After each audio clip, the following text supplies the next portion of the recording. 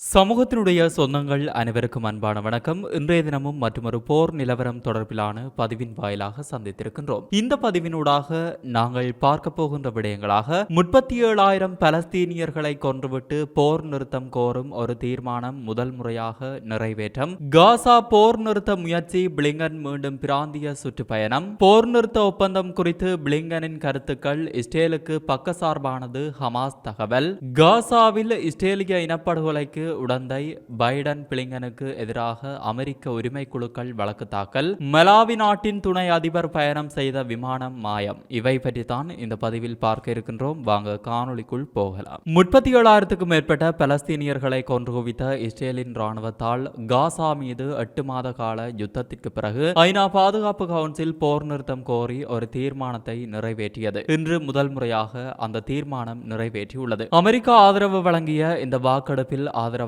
14 வாக்குகளும், எதிராக எந்த வாக்கும் கிடைக்கவில்லை. எனினும் ரஷ்யா மட்டும் வாக்களிக்கவில்லை. இந்த போர் நிறுத்தம் தொடர்பில் ஹமாஸ் விடுத்துள்ள ஒரு அறிக்கையில், ஹமாஸ் நிரந்தர போர் நிறுத்தத்தை வரவேற்கிறது என தெரிவித்துள்ளது. எங்கள் மக்கள் மற்றும் எதிர்ப்பின் கோரிக்கைகளுடன் ஒத்துப்போகும் இந்த கொள்கைகளை எவ்வாறு செயல்படுத்துவது என்பது குறித்து மறைமுகமாக பேச்சுவார்த்தை நடத்துவதற்கு எங்கள் சகோதரர்களுடன் இணைந்து பணியாற்றுவதற்கான எங்கள் விருப்பத்தை நாங்கள் உறுதிப்படுத்துகிறோம் என்று ஹமாஸ் கூறியுள்ளது. இந்நிலையில் காசாவில் போர் நிறுத்தம் கொண்டுவரும் முயற்சியாக அமெரிக்க வெளியுறவுத்துறை அமைச்சர் ஆண்டனி பிளிங்கன் மீண்டும் பிராந்திய நாடுகளில் சுற்றுப்பயணம் மேற்கொண்டுள்ளதாக சர்வதேச ஊடகங்கள் தெரிவிக்கின்றன. காசாவில் நிரந்தர போர் நிறுத்தம் மேற்கொள்ளப்படுவதற்கு வகை செய்யும் 3 கட்ட ஒப்பந்த திட்டத்தை அமெரிக்கா உருவாக்கி இஸ்ரேலிடமும் ஹமாஸ் அமைப்பிடமும் அளித்துள்ளது. இந்த சூழலில் தங்களது வரைவு திட்டத்தின் அடிப்படையில் போர் நிறுத்த ஒப்பந்தத்தை ஏற்படுத்தும் முயற்சியாக பிராந்திய நாடுகளில் பிளிங்கன் சுற்றுப்பயணம் தொடங்கியுள்ளார். முதல் கட்டமாக இஸ்ரேலுக்கும் ஹமாஸுக்கும் இடையே பேச்சுவார்த்தை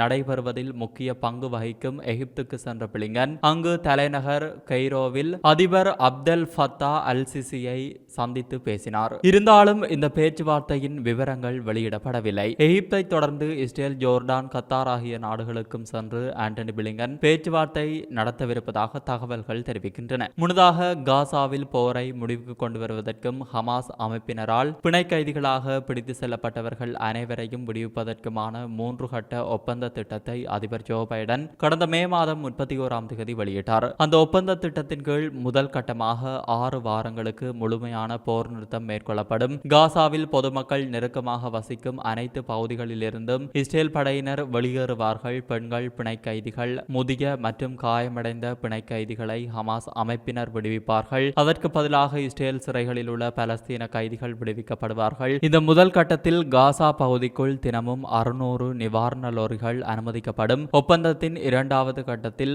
ராணுவ வீரர்கள் உள்ளிட்ட எஞ்சிய பிணை கைதிகள் அனைவரும் விடுவிக்கப்படுவார்கள். இஸ்ரேல் வீரர்கள் காசாவில் இருந்து முழுமையாக வெளியேறுவார்கள். 3வது கட்டமாக காசாவில் மறுகட்டமைப்பு பணிகள் மிக பெரிய அளவில் முடக்கிவிடப்படும் என்று அந்த போர் நிறுத்த ஒப்பந்த திட்ட வரைவில் குறிப்பிடப்பட்டுள்ளது. இந்த ஒப்பந்த வரைவை ஹமாஸ் அமைப்பினரும் இஸ்ரேல் அரசும் பரிசீலித்து வரும் சூழலில் பிராந்திய நாடுகளுக்கு பிளிங்கன் சுற்றுப்பயணம் மேற்கொண்டுள்ளார். இதன்படி மூத்த ஹமாஸ் அதிகாரி கூறுகையில், காசா போர் நிறுத்த முன்மொழிவு குறித்த அமெரிக்க வெளியுறவுத்துறை செயலாளரின் கருத்துக்கள் இஸ்ரேல் மீதான பாரபட்சத்தை காட்டுகின்றன என தெரிவித்துள்ளார். பிளிங்கனின் எகிப்து விஜயத்தின் போது அவர் ஆற்றிய உரையானது காசாவில் இஸ்ரேல் ஆக்கிரமிப்பினால் நடத்தப்பட்ட படுகொலைகளை அமெரிக்கா பூசி மெழுகுகிறது என்று அவர் ராய்ட்டர்ஸிடம் கூறியுள்ளார். கெய்ரோவிற்கு விஜயம் செய்த போது பிராந்தியத்தில் உள்ள அரசாங்கங்களுக்கும் பிராந்தியம் முழுவதிலும் உள்ள மக்களுக்கும் எனது செய்தி, நீங்கள் ஒரு போர் நிறுத்தத்தை விரும்பினால் ஆம் என்று சொல்ல ஹமாஸிற்கு அழுத்தம் கொடுங்கள் என பிளிங்கன் கூறியதாக தெரிவிக்கப்பட்டுள்ளது. அதாவது,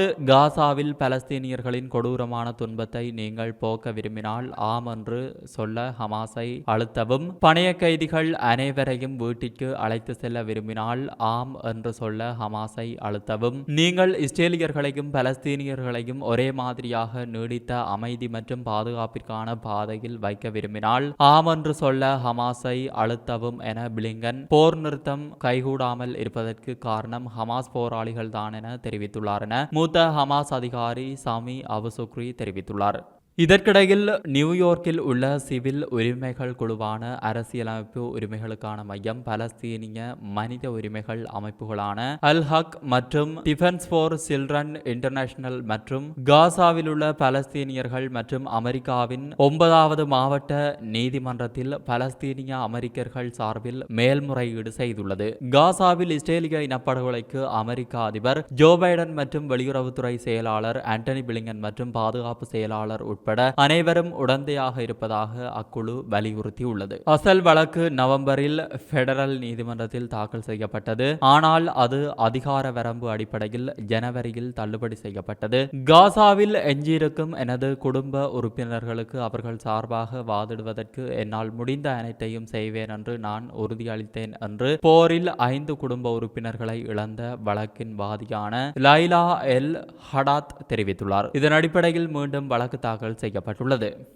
இந்நிலையில் இஸ்ரேலுக்கும் லெபனான் ஆயுத குழுவான ஹிஸ்புல்லாவிற்கும் இடையே ஏற்பட்ட மோதல்கள் காரணமாக அப்பகுதியில் தீ பரவியதால் 5 பேர் சஃபேட் நகரில் உள்ள ஜிவ் மருத்துவ மையத்திற்கு கொண்டு செல்லப்பட்டதாக சர்வதேச ஊடகங்கள் செய்தி வெளியிட்டுள்ளன. அனைவரும் புகையை உள்ளிழுப்பதால் பாதிக்கப்பட்டுள்ளதாக இஸ்ரேலிய ஒளிபரப்பு தெரிவித்துள்ளது. மேலும் இஸ்ரேலின் ஆளில்லா விமானம் லெபனான் மீது தரையிலிருந்து வான் ஏவுகணை மூலம் சுட்டு வீழ்த்தப்பட்டதாக இஸ்ரேல் ராணுவம் தெரிவித்துள்ளது. லெபனான் வான்வழியில் இயங்கிக் கொண்டிருந்த இஸ்ரேலிய விமானப்படை UAV-ஐ நோக்கி ஒரு மேற்பரப்பில் இருந்து வான் ஏவுகணை ஏவப்பட்டதாகவும் இதன் விளைவாக UAV சேதமடைந்து லெபனான் பிரதேசத்தில் விழுந்தது என்றும் இஸ்ரேல் ராணுவம் கூறியுள்ளது. காசா மீதான இஸ்ரேலின் போர் அக்டோபர் 7ஆம் தேதி தொடங்கியதில் இருந்து இஸ்ரேலுக்கும் ஹிஸ்புல்லாவிற்கும் இடையே சண்டை தீவிரமடைந்து வருகின்றமை இங்கு குறிப்பிடத்தக்கது.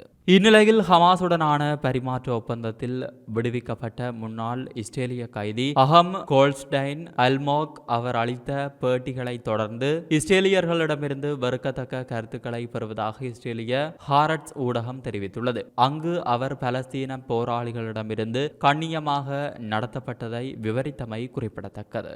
மறுபுறம் மலாவியின் துணை ஜனாதிபதி சவுலோஸ் சிலிமா உட்பட 10 பேர் பயணம் செய்து கொண்டிருந்த ஹெலிகாப்டர் காணாமல் போயுள்ளது. மலாவி நாட்டின் பாதுகாப்புத்துறைக்கு சொந்தமான போர் விமானத்தில் 9 பேரும் உள்ளூர் நேரப்படி காலை 9:17 மணிக்கு தலைநகரில் இருந்து புறப்பட்டதாகவும் விமானம் புறப்பட்ட சிறிது நேரத்தில் ரேடாரின் தொடர்பை இழந்ததாகவும் மலாவி அதிபர் மாளிகை தெரிவித்துள்ளது. ஜனாதிபதி உடனடி தேடுதல் நடவடிக்கைகளுக்கு உத்தரவிட்டுள்ளார். மாயமான விமானத்தை தேடும் பணி முழுவீச்சில் நடைபெற்று வருகிறது.